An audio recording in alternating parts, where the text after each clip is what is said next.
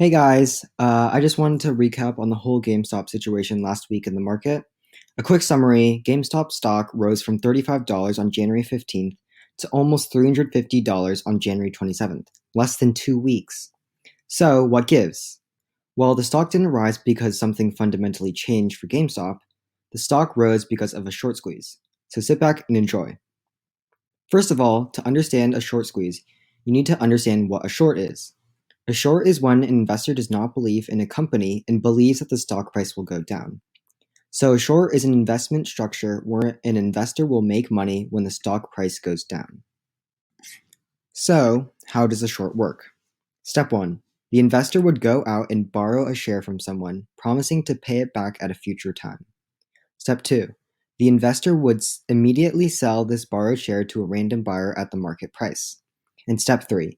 Later, if or when the stock drops, the investor would then buy back the share at a lower price and return his borrowed share. Okay, now I'll explain this with an example. Let's say a fictional stock called SameGrop is worth $100 today.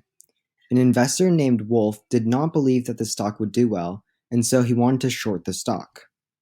To do this, he would find someone that would lend him a share of SameGrop.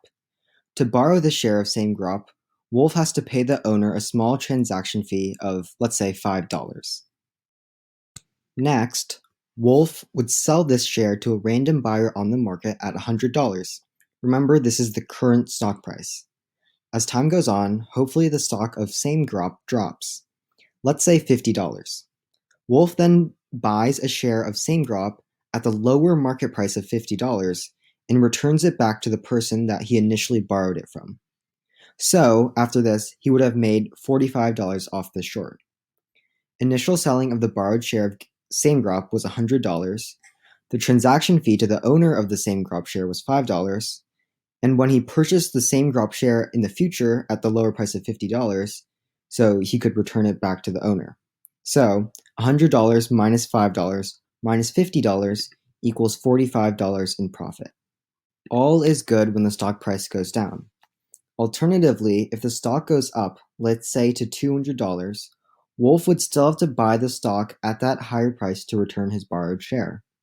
So not only will he pay the $5 transaction fee to borrow the share, but he would also have to pay the higher market price at $200 for SameGrop share and return it back to the owner. So in this case, Wolf, initially selling the borrowed share of SameGrop for $100, and then the transaction fee to the owner of the SameGrop share for $5, and the purchase of SameGrop share in the future at the higher price of $200 to return it back to the borrowed share to the owner. So that would be $100 minus $5 minus $200, which is $105 of loss.